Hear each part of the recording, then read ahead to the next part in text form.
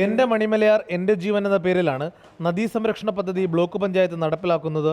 92 kilometre നീളത്തിലൊഴുകുന്ന Manimalayar കയ്യേറ്റവും മാലിന്യ നിക്ഷേപവും മറ്റുമായി നിലനിൽപ്പിനായി പോരാടുകയാണ്.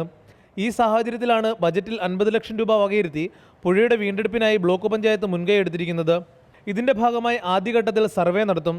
കൈത്തോടുകളും സംരക്ഷണ ഭിത്തികളും വീണ്ടെടുക്കും. തീരമിടിയുന്നത് തടയുവാൻ കയർ ഭൂവസ്ത്രവും പരമ്പരാഗത സസ്യങ്ങൾ നടുന്നതും ആലോചിക്കുന്നുണ്ട്.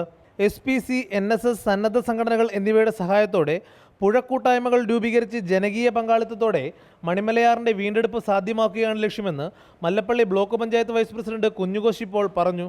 ഇപ്പോൾ മറ്റ് പല നദികളും നമുക്കറിയാം, നശിച്ചു കഴിഞ്ഞതിന് ശേഷം വീണ്ടെടുക്കുന്നതിനേക്കാൾ നശിക്കാൻ പോകുന്നതിന് മുമ്പ് തന്നെ പൂർണ്ണമായും നശിക്കുന്നതിന് മുമ്പ് ഇതിനെ വീണ്ടെടുക്കണം എന്നുള്ളൊരു വലിയ താല്പര്യത്തിൻ്റെ ഫലമായിട്ടാണ് ഇങ്ങനെയൊരു പദ്ധതി ഇപ്പോൾ ബ്ലോക്ക് പഞ്ചായത്ത് ഏറ്റെടുത്തത്. ഹരിത കേരളം, ശുചിത്വ മിഷൻ, തൊഴിലുറപ്പ് പദ്ധതി എന്നിവയുമായി സഹകരിച്ചാകും എൻ്റെ മണിമലയാർ എൻ്റെ ജീവൻ പദ്ധതി നടപ്പിലാക്കുക. മാതൃഭൂമി ന്യൂസ്, തിരുവല്ല.